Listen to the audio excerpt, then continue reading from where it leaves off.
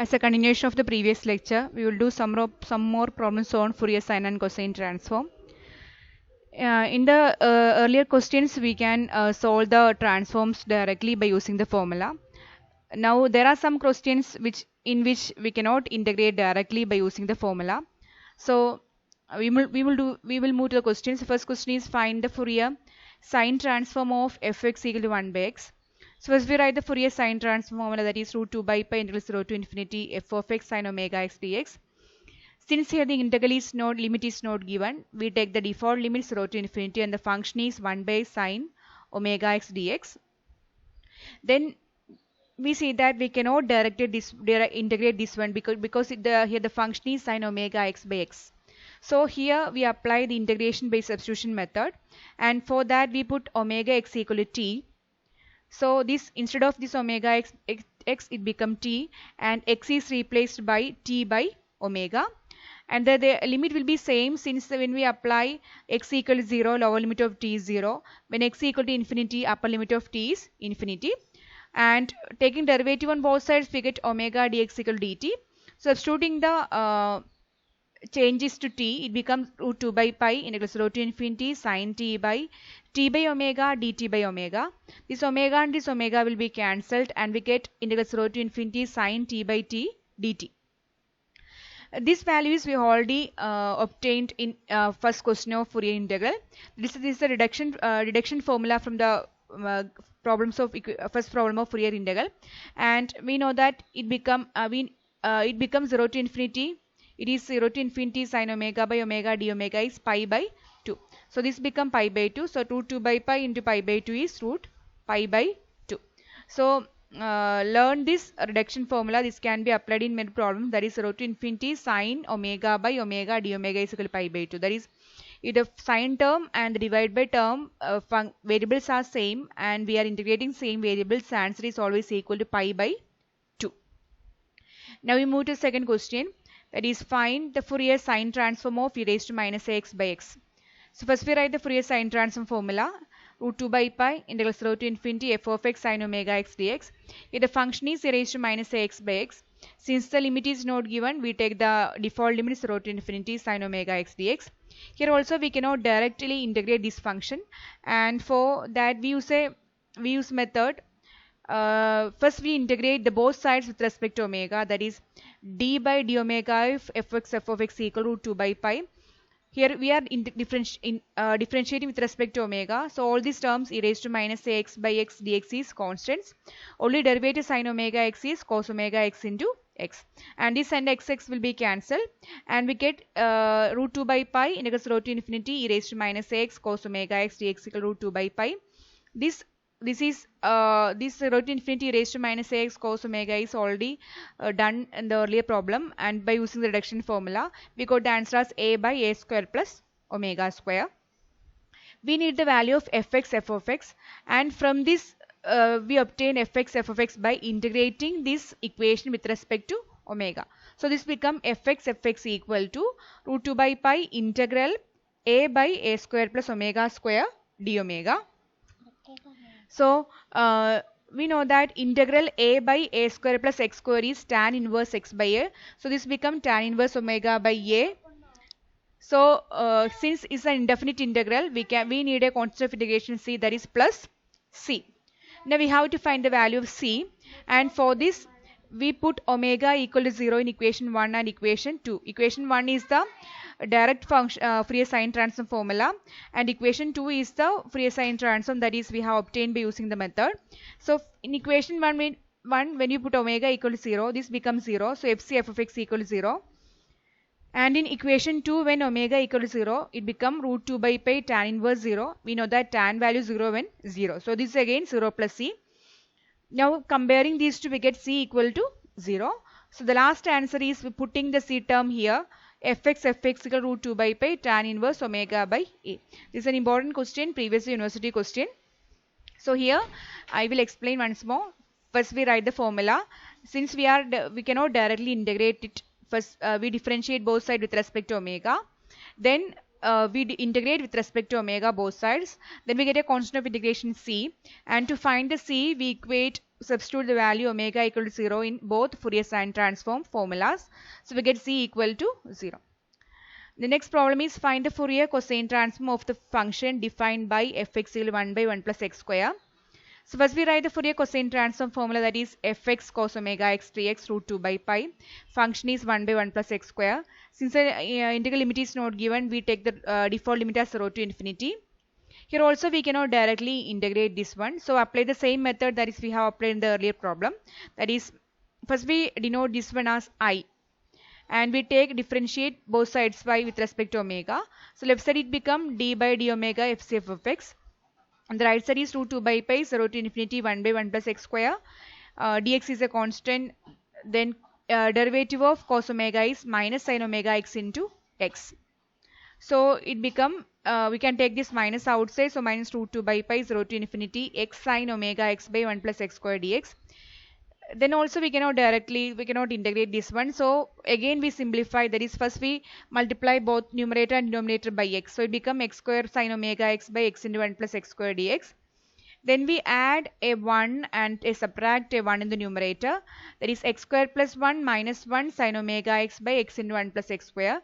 Now we separate this one as two terms. That is first term contains x square plus 1, second term contains 1. So x square plus 1 by x into 1 plus x square minus 1 by x into 1 plus x square sin omega x dx. Here x square plus 1 will be cancelled, and we get it is simply multiplying this, expanding this bracket, we get sin omega by x dx plus 0 to infinity 1 by sin omega x by x into 1 plus x square dx. And this is the value is pi by 2, that is we have already solved in the problem 7. This value is equal to pi by 2. So it become minus root 2 by pi by 2 minus integral 0 to infinity sin omega x by x into 1 plus x square dx. Here again we cannot directly integrate this one. So we again differentiate both sides with respect to omega. So it become d square by d omega square fc of x equal to minus root 2 by pi is a constant. Derivative of pi by 2 is 0. Then minus 0 to infinity. Here dx by x into 1 plus x square is a constant. And derivative of sin omega x is cos omega x into x with respect to omega. So here x will be cancelled, and we get d square by d omega square fc of x equal root 2 by pi cos omega x by 1 plus x square dx. So this is, we have already written this is the equation number 1, that is 1 by 1 plus x square cos omega x dx and root 2 by pi. So for that we put I, and left side it become d square by d omega square of this one again I. So d square I by d omega square equal to I. Now we can take this out to the left side, it become d square I by d omega square minus I equal to 0. As we learned in the third module, the solving differential equation for writing the auxiliary equation, we can solve this problem by that method.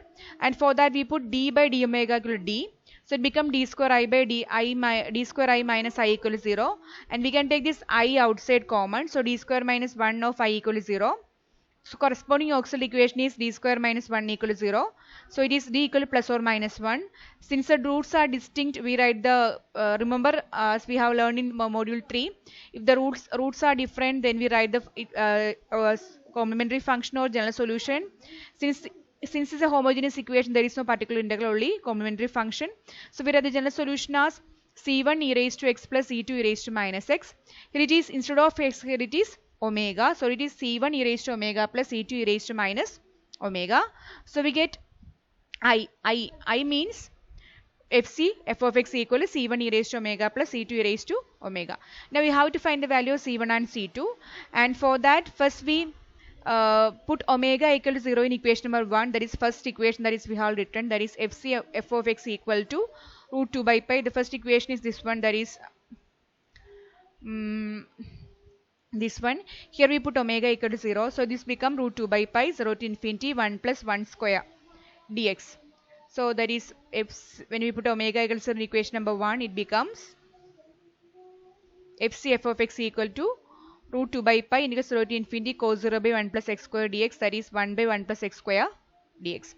And we know that the integral value of this one is tan inverse x 0 to infinity, and tan infinity is at pi by 2 and tan 0 is 0. So it become root pi by 2. So one value we obtained. Now we write the next. we have to equate fc f of x value. So we put omega equal to 0 in equation number 2. So it becomes fc f of x equal to c1 e raised to 0 plus c2 e raised to minus 0. So we get c1 plus c2. So comparing these two, we can write as c1 plus c2 is equal to root pi by 2. Since there are two equations, one equation and two unknowns, we need one more equation to solve this. So for that, we take derivative of this function. So there is an equation number 6 that we have taken derivative of f of fc f of cosine transform, that is this one. Sixth one here, derivative formula we put omega equal to 0. So this integral completely 0 and it become minus root 2 by pi into pi by 2. So it become minus root 2 by pi into pi by 2. So it become, there is a minus sign, sorry, minus root pi by 2. Sorry, please put a minus sign here, there is a minus sign. So again differentiate, so for putting omega equal to 0, first we have to differentiate this one, that is d omega by f, d by d omega fc f x equal to here d omega by fc f x equal to derivative e raised to omega is e raised to omega, derivative e raised to minus omega is minus e raised to minus omega. So it becomes c1 minus c2 and put a minus sign here. So comparing the weight, c1 minus c2 is equal to minus root pi by 2. So c1 plus c2, and simplifying we get the value of c1 and c2. Please correct, this one is minus root pi by 2. So correct the remaining problems as minus root pi by 2, and simplifying we get the value of c1 and c2, and substitute the value of c1 and c2 in the equation number 2. We get the last answer. So this is some much difficult question.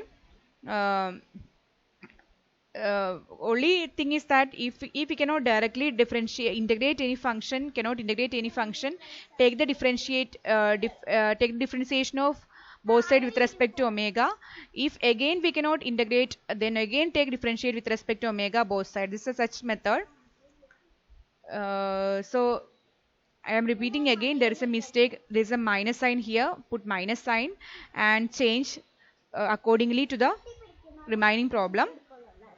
So there is will be a I think there will be a change in the answer. It will be minus, I think it will be e raised to minus omega. So please change the answer.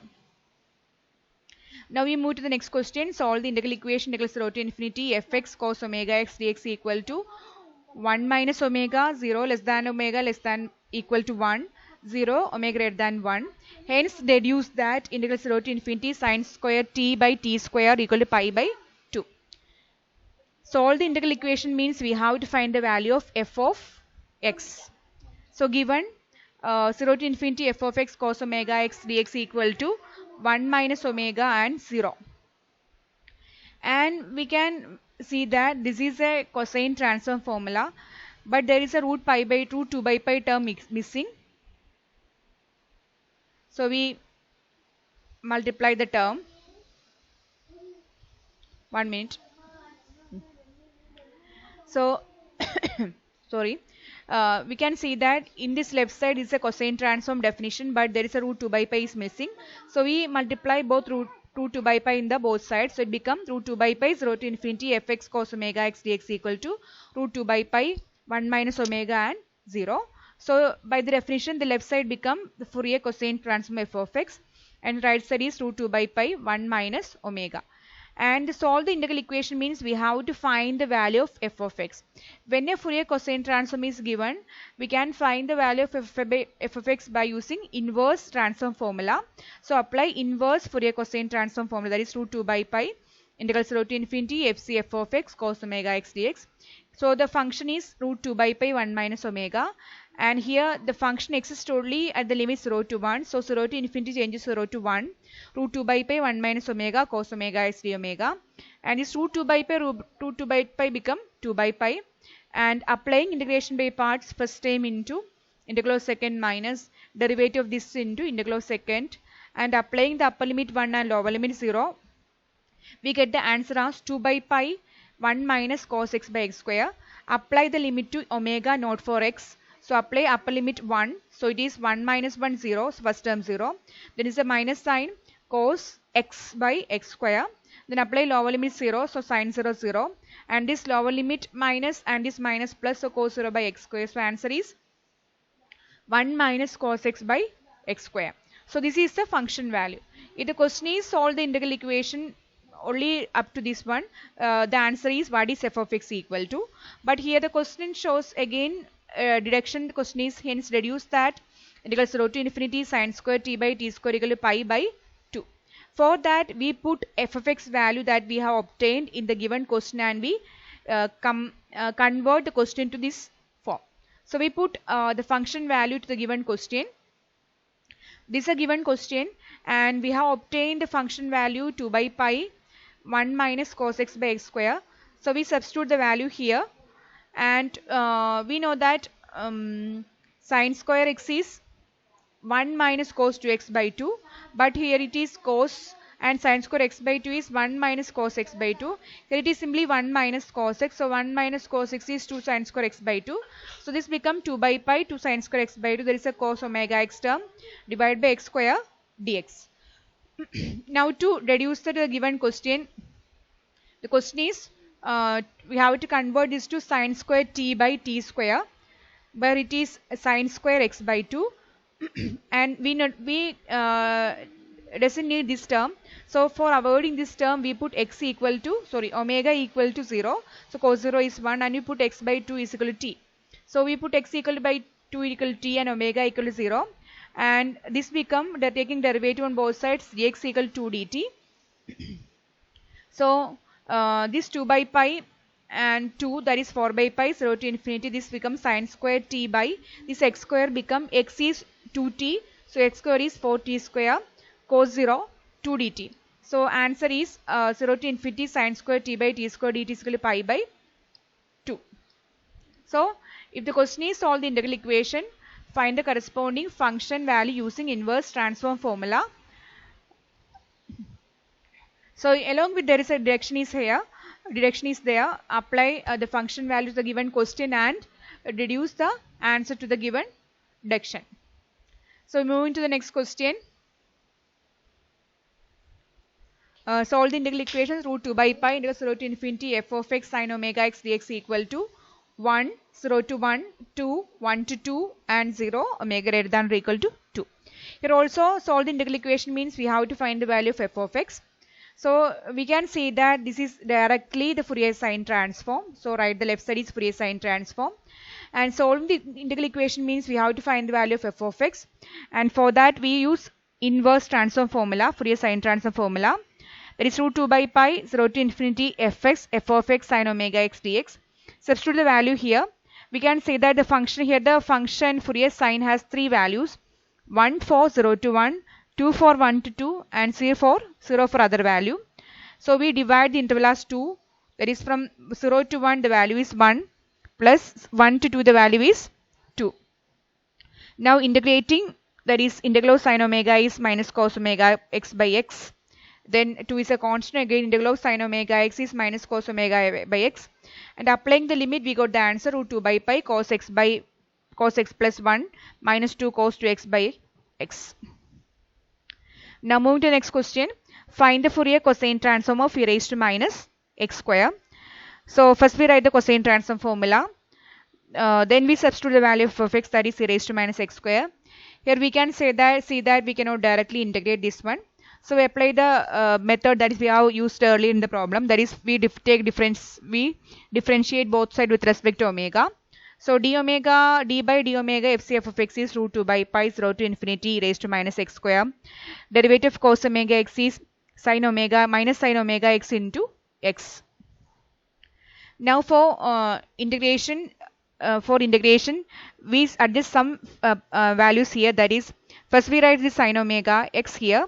Then we combine this term together and we multiply a 2 here and we divide a 2 here. I will repeat. For integration simplification, first we write the sin omega x term here. Then we combine all these terms here and along with the 2 here.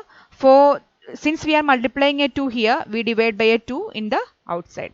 So it become 1 by root 2 by pi sin omega x. Then we can apply integration by parts here. That is first term into integral second minus integral of derivative of this one in integral of second. That is, first term is sin omega x, integral of this term minus derivative of this one is omega cos omega x into integral of this term. So we can say that this is integration by substitution. That is, here the we can, if you put minus x square equal to t, so it is minus 2x dx is dt. So this is integration by substitution. This is simply e raised to minus x square. So this can be easily done by using integration by substitution when we put minus x square equal to t. So that minus 2x dx equal to dt. So this become e raised to t. Integral of e raised to is t, that is e raised to minus x square minus omega cos omega x into, again this one integral is e raised to minus x square dx. Now we can apply the limit here. When we apply the upper limit infinity, e raised to minus infinity 0. When we apply the lower limit 0, sin 0 become 0. So this term completely 0. Then minus omega is 0 to infinity cos omega e raised to minus x square cos omega x dx. Now the left side is d by d omega fc f of x. And here it is minus, we can take this minus omega outside. So minus omega by 2 root 2 by pi integral 0 to infinity e raised to minus x square cos omega x dx. And this is already be written, the first, this is a Fourier cosine transform of e raised to minus x square. Now it become d by d omega fc e raised to minus x square equal to minus 1 by omega by 2 fc e raised to minus x square. If you put this one as I, it become di by d omega is equal to minus omega by 2 I. Now we can separately this I terms together and omega term together. So it become di by I is equal to minus 1 by 2 omega d omega. Now integrating left both sides separately, it is log I equal to minus 1 by 2 omega square by 2, and we can take a constant plus log c. Since there is a log left side, we can take it as a log c. So this is log fc raised to minus x square minus 1 by 2 omega square by 2 plus log c. And we know that when we take this log c to the left side, it become log a minus log b, and log a minus log b is log a by b. If you take exponential on both sides, it become fc raised to minus x square is e raised to minus 1 by 4 omega square. This 2 into 2 4, and log a minus log b is log a by b. There is a c out the denominator, so multiplying we get it as e raised to minus omega square by 4 into c. Now we obtain the value of c, we put omega equal to 0 in equation number 1, the first one, and the here. When you put equation number 1, omega equal to 0, that is the first equation here. Omega equal to 0, then it become root 2 by pi 0 to infinity e raised to minus x square dx. This value is already deducted in multiple integral the previous semester. So the value is root pi by 2. So we can substitute the value and get as c is equal to 1 by root 2. The first one is from the first equation we get as a c as root pi this one value, and second one is simply c. So comparing, the get c is equal to 1 by root 2. So answer is 1 by root 2 raised to minus omega square by 4. The last three questions, I think the questions that is we have discussed in these sections are some more difficult. Try to understand it. If there is any difficulty to understand it, please inform me. I will explain once more. So there are some problems. Extra problems are here that can be directly solved. Find the cosine transform, sine transform, inverse Fourier sine transform, and solve the integral equations. So please, if there is any difficulty to study this problem, simply study the cosine and sine transform problems. I think previous unit's question papers only asked the direct sine and cosine problems. So if there is any difficulty, if you need any clarification, please inform me. I will explain once more. So thank you.